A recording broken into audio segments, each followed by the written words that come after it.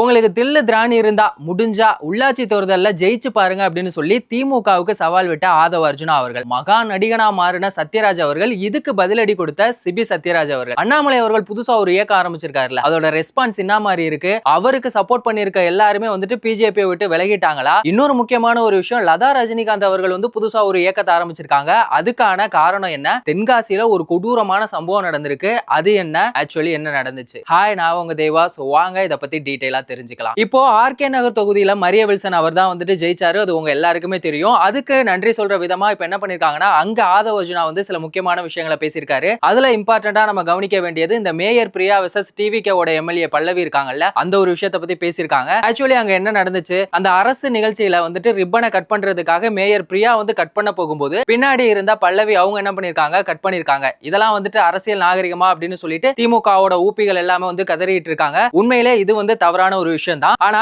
இதுக்கப்புறம் அந்த மெழுகுவர்த்தி ஏத்துற அங்க வந்து ஒரு சம்பவம் ஒண்ணு நடந்துச்சு. மேயர் பிரியா அவர்கள் வந்துட்டு மெழுகுவர்த்தியை ஏத்திட்டு அதுக்கப்புறமா யார்கிட்ட கொடுத்திருக்காங்க அப்படின்னு சொல்லி பாத்தீங்கன்னா ஐஏஎஸ் அவங்கள்ட்ட தான் வந்து கொடுத்திருக்காங்க. ஏன் இப்படி பண்றீங்க? அப்போ எம்எல்ஏ அவங்க கிட்ட கொடுக்காம எதுக்காக ஐஏஎஸ் அவங்க கிட்ட கொடுத்தீங்க அப்படின்னு சொல்லி கேட்டதுக்கு நான் வந்து புரோட்டோகாலை தான் ஃபாலோ பண்றேன் அப்படின்னு வந்து சொல்லியிருக்காங்க. ஆக்சுவலி இந்த புரோட்டோகால் அப்படின்னா என்ன அப்படிங்கறத ஃபர்ஸ்ட் தெரிஞ்சுக்கலாம். இந்த புரோட்டோகாலுங்கிறது ஃபர்ஸ்ட் ஒரு அரசு நிகழ்ச்சியா இருக்கட்டும், இல்ல ஒரு கூட்டமா இருக்கட்டும், அங்க வந்து யாரை வந்துட்டு எந்த வரிசையில உட்கார வைக்க வேணும், யாருக்கு ஃபர்ஸ்ட் ப்ரியாரிட்டி கொடுக்கணும், அது மட்டும் இல்லாம யாருக்கு என்ன மாதிரியான முக்கியத்துவம் கொடுக்கணும் அப்படிங்கிறது தான் வந்துட்டு இதோட நோக்கம். அந்த மாதிரியான ஒரு விதிமுறையை தான் வந்து இந்த புரோட்டோகால் அப்படிங்கறத வந்து சொல்றாங்க. அப்படி பார்த்தோம் அப்படின்னா முதலமைச்சர், அமைச்சர், எம்எல்ஏ, அதுக்கப்புறம் தான் பாத்தீங்கன்னா இந்த அரசு அதிகாரிகள். அப்போ ஆக்சுவலி இப்போ மேயர் பிரியா அவர்கள் வந்துட்டு மெழுகுவர்த்தி ஏத்துனதுக்கு அப்புறமா யார்கிட்ட கொடுத்திருக்கணும்? எம்எல்ஏ அவங்க கிட்ட தானே வந்து கொடுத்திருக்கணும். ஆனா வேணும்னே அவங்க வந்து இந்த மாதிரி பண்ணிருக்காங்க, வன்மத்தை கக்கியிருக்காங்க. இத பத்தி கேட்டதுக்கு பாதியிலே வந்துட்டு எந்த ஒரு பதிலும் சொல்லாம அவங்க பாட்டு போயிட்டாங்க. இது சம்பந்தமா தான் இப்ப ஆதவ அர்ஜுனா அவர்கள் வந்துட்டு பேசியிருக்காங்க. இந்த மாதிரி எல்லாம் வந்துட்டு நீங்க வன்மத்தை கக்கிட்டு இருக்கீங்கல்ல, இன்னொரு 8 மாசத்துல உள்ளாட்சி தேர்தல் வந்துரும். முடிஞ்சா நீங்க வந்துட்டு 25 மேயர் மொத்தம், அதுல ஒரு மேயராவது நீங்க திமுக சைடுல இருந்து ஆயிட்டீங்கன்னா நான் பாத்துக்கிறேன் அப்படிங்கிற மாதிரி அவர் வந்து சவால் விட்டே பேசியிருக்காங்க. அந்த அளவுக்கு தான் வந்துட்டு திமுக வந்து எல்லார் மேலயுமே வந்து வன்மத்தை கக்கிட்டு இருக்காங்க அப்படின்னு தான் வந்து சொல்லணும். இன்னொரு பக்கம் என்ன சொல்லியிருக்காரு அப்படின்னா, நாங்க வந்து கவர்ச்சியால ஜெயிச்சோம் அப்படின்னு வந்து சொல்றீங்களே, உங்க உதயநிதி அவர்கள் வந்துட்டு எங்க இருந்து வந்தாங்க? சினிமாவில இருந்து தானே வந்தாங்க. அவருக்கு படிப்பும் வரல, சினிமாவும் வரல அப்படிங்கிற மாதிரியான ஒரு கலாய்க்கிற மாதிரி தான் வந்து பேசியிருந்தாரு. அது வந்து நமக்கு தேவையே இல்லாத ஒரு விஷயம். ஆனா எனக்கு கவர்ச்சி அப்படின்னு சொன்னோம்னா பட்டுன்னு ஞாபகம் வந்தது என்ன அப்படின்னு பாத்தீங்கன்னா, கவர்ச்சி நடிகையோட ஒரு போட்டோ வந்து ரீபோஸ்ட் போட்டாப்ல இல்ல, அதுதான் வந்து நம்ம கண்ணு முன்னாடி வந்து போச்சு. இந்த மாதிரி எல்லாம் இவர் பண்ணிட்டு இப்போ முதலமைச்சர் விஜய் அவர்களை வந்துட்டு கேள்வி கேட்கறதுலயும் அவரை வந்துட்டு தகாத மாதிரி பேசுறது அப்படிங்கிறது ரொம்பவே தப்பான ஒரு விஷயம். ஒருமையில பேசுறாரு, இது வக்கில்ல அந்த மாதிரியான வார்த்தைகள் பயன்படுத்துற விதம் அப்படிங்கிறது இருக்குல்ல, அது வந்துட்டு ரொம்பவே தப்பா இருக்கு. அது மட்டும் இல்லாம அவர் சட்டமன்றத்துல என்ன சொன்னாரு? 6 மாசத்துல தாவேகாவோட ஆட்சி எப்படி இருக்குங்கிறத நாங்க வந்து பொறுத்திருந்து பார்ப்போம், அதை பத்தி எதுவுமே கேட்க மாட்டோம் அப்படின்னு சொல்லிட்டு இப்போ என்ன நடந்தாலும் அதை வந்துட்டு எதிர்த்து கேள்வி கேட்டுட்டே இருக்காங்க. நாங்க எதிர்கட்சியா இருக்கோம், நாங்க எதிர்கட்சியா ஆளுங்கட்சியா இருக்கும் போதை விட எதிர்கட்சியா இருக்கும் போது தான் பயங்கரமா செயல்படுவோம் அப்படிங்கிற மாதிரி எல்லாம் பேசிட்டு இருக்காங்க. இந்த மாதிரியே போயிட்டு இருந்துச்சுன்னா நீங்க வந்து கடைசி வரைக்கும் எதிர்கட்சியா தான் இருப்பீங்க. ஏன்னா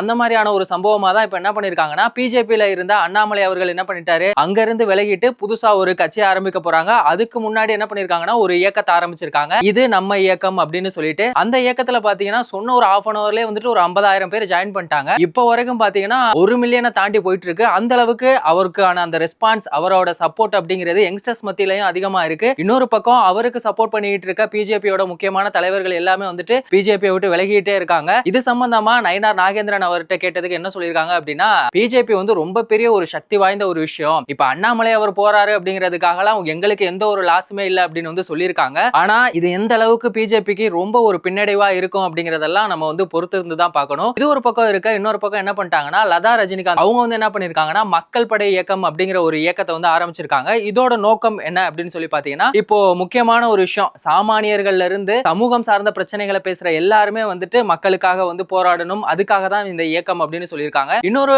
இம்பார்ட்டன்டான விஷயம், இப்போ ஒரு தொகுதி இருக்குன்னு வைங்களேன், ஒவ்வொரு தொகுதியிலையும் அந்த உள்ளூர்லயே ஒரு முக்கியமான தலைவரை தேர்ந்தெடுத்து மக்களுக்கான பிரச்சனையை பத்தி பேசணும், தமிழ்நாட்டோட வளர்ச்சியை அடுத்த கட்டத்துக்கு எடுத்துட்டு போகணும், இந்த மாதிரியான விஷயங்களை வந்து சொல்லியிருக்காங்க. இதுக்கு சோசியல் மீடியால என்ன மாதிரியாலாம் வந்து கலாய்ச்சிட்டு இருக்காங்க அப்படின்னா, இப்போ ரீசெண்டா காக்ரோச் ஜனதா பார்ட்டி உங்க எல்லாருக்குமே தெரியும், அவங்க சோசியல் மீடியால ஆரம்பிச்ச உடனே பாத்தீங்கன்னா 21 மில்லியன் ஃபாலோவர்ஸ்க்கு மேல போயிட்டு இருக்கு. அந்த அளவுக்கு வேற லெவல் ரெஸ்பான்ஸா இருக்கு. அண்ணாமலை அவர்களோட இயக்கமுமே பாத்தீங்கன்னா இப்போ வரைக்குமே 1 மில்லியனுக்கு மேல போயிட்டு இருக்கு. சரி ஓகே, நமக்கு என்ன மாதிரியான ஒரு ரெஸ்பான்ஸ் இருக்கு அப்படின்னு சொல்லிட்டு ஒரு டெஸ்டிங்க போட்டிருக்காரு. அதாவது சூப்பர் ஸ்டார் ரஜினிகாந்த் அவர்கள் டைரக்டா ஒரு இயக்கம் ஆரம்பிச்சாங்கன்னா யாருமே கண்டுக்க மாட்டாங்க அப்படின்னு சொல்லிட்டு லதா ரஜினிகாந்த் அவர்கள் வந்துட்டு அவங்க மூலமா இப்படி ஒரு விஷயத்த பண்றாங்களா இல்லையான்னு தெரியல. சோ இது மூலமா அவங்க என்ன மாதிரியான நன்மைகள் எல்லாம் பண்ண போறாங்க அப்படிங்கறத அப்படிங்கறதெல்லாம் நம்ம வந்து பொறுத்திருந்து பார்ப்போம். எப்பவுமே வந்துட்டு என்ன பண்ணுவாங்க அப்படின்னா திமுகவுக்கு 200 ரூபாய் வாடகை வாய்கள் தான் வந்துட்டு கதரும் அழுகும் கதறிக்கிட்டே இருப்பாங்க. ஆனா இப்போ சத்யராஜ் அவர்கள் என்ன பண்ணிருக்காங்கன்னா திடீர்னு மகா நடிகனா மாதிரி அழுக ஆரம்பிச்சிட்டாப்ல. கொளத்தூர்ல என் தலைவரை தோக்கடிச்சிட்டீங்களே அப்படின்னு சொல்லிட்டு உண்மையிலே அது வந்து வேதனையான ஒரு விஷயம் தான். திமுக ஆட்சிக்கு வரக்கூடாது அப்படின்னு தான் சொல்லி நினைச்சமே தவிர கொளத்தூர்ல ஸ்டாலின் அவர்கள் தோக்கக்கூடாது அப்படிங்கிறது தான் வந்துட்டு எல்லாருமே நினைச்ச ஒரு விஷயம். அது எல்லாருக்குமே கஷ்டமா தான் இருந்துச்சு. ஆனா